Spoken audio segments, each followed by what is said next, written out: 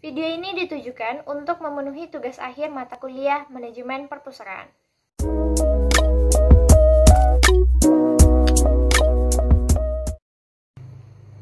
Assalamualaikum warahmatullahi wabarakatuh.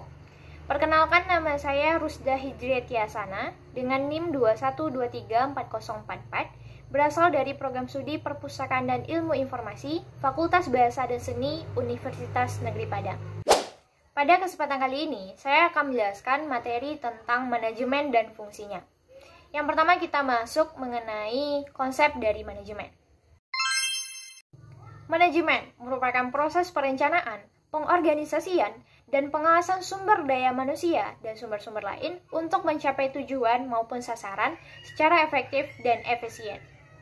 Beberapa ahli mengungkapkan pendapat mereka terkait dengan pengertian dari manajemen. Yang pertama, menurut George R. Terry, beliau mendefinisikan manajemen sebagai sebuah proses yang terdiri dari perencanaan, pengorganisasian, penggerakan, dan pengawasan untuk mencapai tujuan yang telah ditetapkan sebelumnya. Hampir sama dengan definisi yang dikemukakan oleh Terry, Henry Fayol mendefinisikan manajemen sebagai sebuah proses perencanaan, pengorganisasian, dan pengawasan terhadap sumber daya yang ada untuk mencapai tujuan yang efektif dan efisien.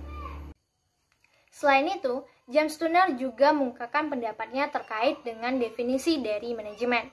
Beliau mengatakan bahwa manajemen merupakan proses merencanakan, mengorganisasikan, memimpin, dan mengendalikan pekerjaan anggota-anggota organisasi, serta pendayagunaan seluruh sumber daya organisasi dalam rangka untuk mencapai tujuan yang telah ditetapkan. Jadi, dapat disimpulkan bahwa manajemen merupakan suatu proses untuk mencapai tujuan yang telah ditetapkan sebelumnya. Selanjutnya kita akan membahas fungsi manajemen.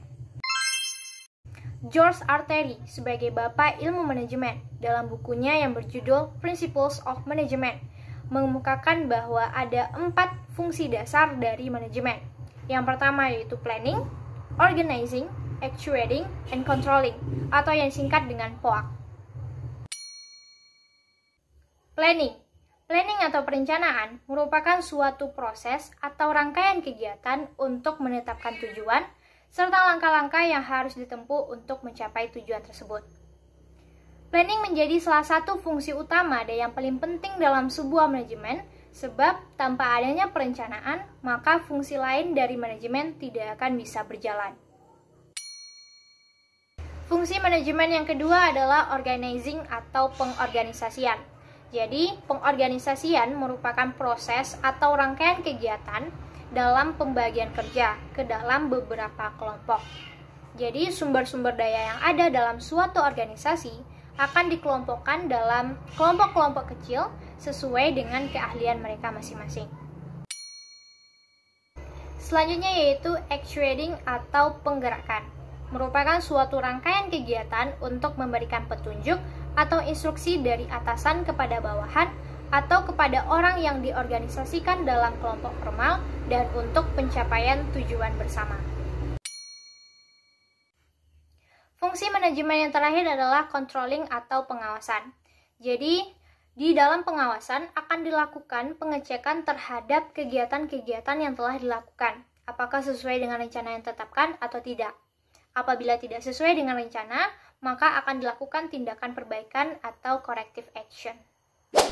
Demikianlah materi tentang manajemen dan fungsinya. Saya akhiri dengan Assalamualaikum warahmatullahi wabarakatuh.